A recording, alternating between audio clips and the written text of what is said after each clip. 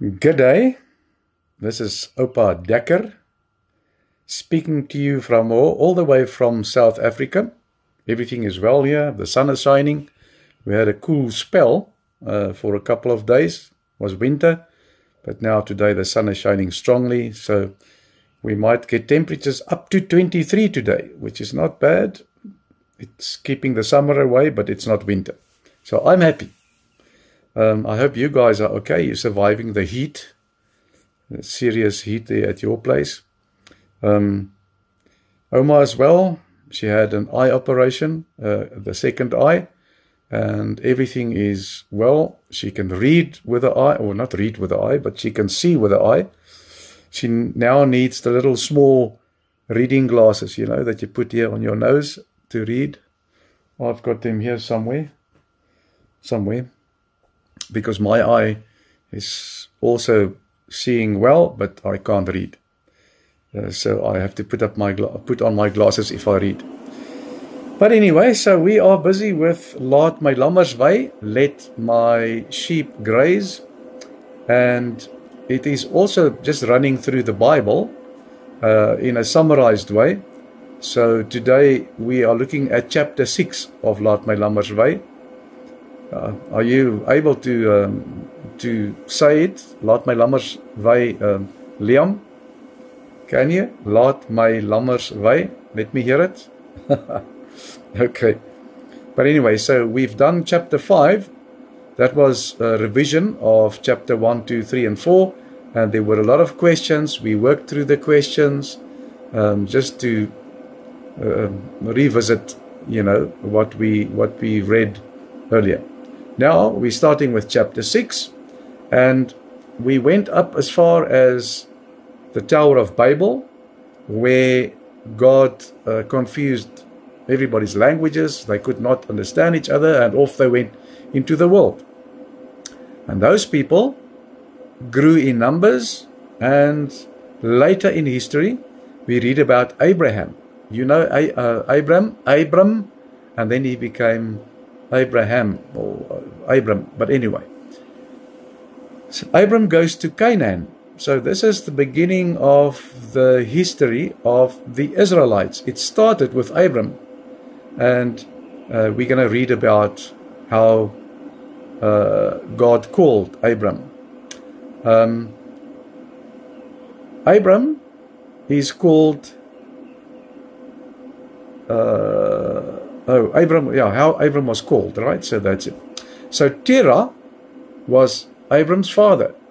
He lived in the country or the land of Ur of the Chaldeans. They decided to travel to the land of Canaan. God spoke to Abram and commanded him, "Go from your country, your people, and your father's household to the land I will show you." So God called Abram. He did not know where he was going to go. He just needed to go where God sent him. So the land that he was sent to was Canaan. So in some way God told him that the name of that land was Canaan. Abram was called so that his descendants would become God's chosen people and inherit the land. So this is all part of a big plan that God had for a big nation that wasn't there yet, but Abram was going to be the father of this nation, and he was called to leave his country or his land and his household, not his household, but his parents' house, and go on this trip. So that's how it all started. Now, through his lineage of Abram, the Messiah would be born. So that is far down the line of his descendants. So firstly, he will have a big nation as God promised, and then in the line of his descendants, the Messiah, Jesus Christ, will be born. God promised Abram, and all the peoples on the earth will be blessed through you. This is what God promised Abram, that all the peoples on the earth will be blessed through you. And that we read in Genesis 12. So it is a direct portion of the scripture in Genesis 12. This meant that salvation would come to all nations through the Messiah, who will be born somewhere down the line in his descendants. The land of Canaan was located in the middle of the ancient world, situated between Assyria on the one hand and Babylon in the east and Egypt in the west. So it was isolated but was fertile land. It was bordered by the Lebanon mountains, vast deserts in Syria and Arabia on the east, and the Mediterranean Sea towards the west. So it's a strip of land on the side of the sea with all these big deserts on the east side and the Mediterranean Sea on the west side. This separation was intended for God's people, preventing them from easily mixing with pagans or pagan nations. So they were isolated in the sense that, the big mountains on the one side and the desert on the other side. So it was difficult for them to move out of that piece of land. It also served as a central location from which the gospel would eventually be spread to the entire world through the Redeemer. So there were many reasons why the land Canaan was chosen, because of all the reasons we have just mentioned. So Abraham was 75 years old, and he traveled from Haran to Canaan. So from the land Ur, he moved to Haran, and there they stayed for a while, and that is where Abraham left his parents. They stayed there, or maybe he died. I don't think we read about that. But that's from where Abraham started the actual travel to the land Canaan. So he traveled with his wife Sarai, his nephew Lot, and all of his possessions. God appeared to him at the oak tree of Moreh in Shechem and promised the land to his future family. Abraham built an altar and sacrificed there. Later, due to a severe famine, Abraham moved to Egypt. Let me just kill this thing.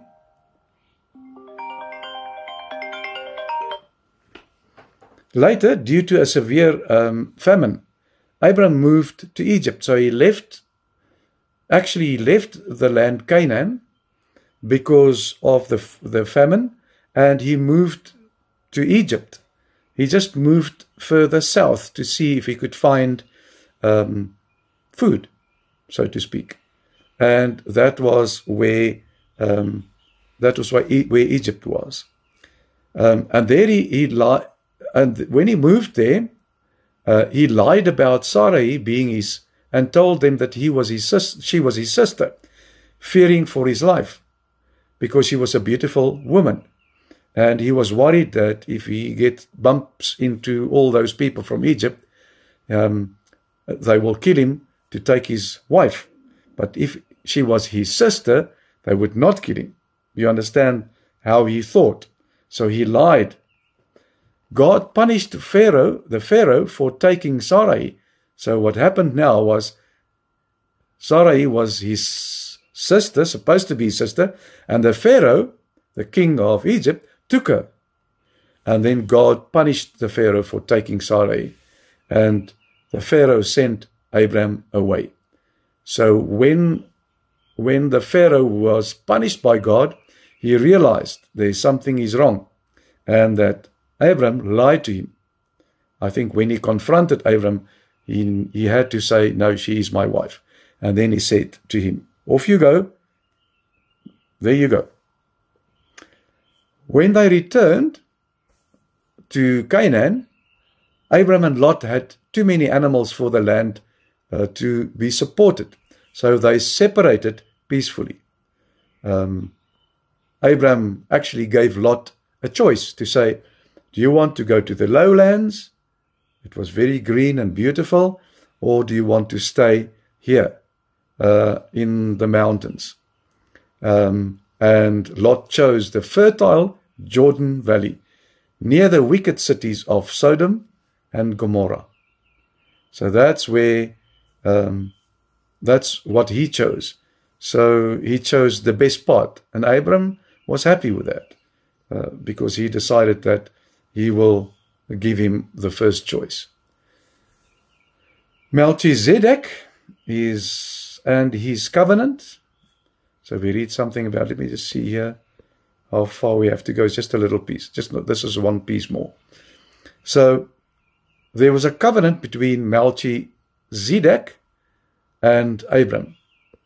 So during a war between local kings, Lot was captured. And Abram rescued Lot and his goods. On his return, he was met by Melchizedek, king of Salem. That is where Jerusalem was, in that area. And a priest of God Most High. So he was a priest of God Most High, of the living God. Abram gave Melchizedek a tenth of all his goods. And God then established a covenant or agreement with Abram. Because Abram was worried about not having children, God showed him the stars and promised him countless descendants. Abram believed God, and God ratified this covenant passing between divided sacrificed animals. In those days, if you would do a contract, a covenant, you will slaughter 2 animals, or you will split an animal in half and put the two parts of the animal, like a cow, one here and one there, and then you have to walk in between those 2 animals, both of you, signifying the contract or the covenant, and that would never break, that, it can never be broken. A covenant was like a written contract. There was no paper or stuff to write it down. So the covenant was shown and in practical ways by splitting a big animal, put the 2 parts to one side, and there's like a road in between them. Then they will walk in between those 2 animals, and that was the signature or the signage of the covenant. And that's exactly what God did with Abram. So, of course, God could not walk through the 2 animals, but Abram did. So, and that's in that way God signified that this contract or covenant will never be broken. It stands forever. And if we read history, that's exactly what happened. So that's chapter 6. Tomorrow we read chapter 7. More of God's, or this covenant starts to go into practice. And we'll start reading about that. Because remember now, Abram's got no kids, just him and Sarai. They lived there in the wilderness. So, and God made a promise. So Abram was getting worried. So we'll read more about that. Okay, so that's it for today. Sleep tight. Remember, Oupa and Oma love you too. And God willing, we'll speak tomorrow about Abram and Sarai getting their first child. We'll read all about it. Take care. Love you. Ciao.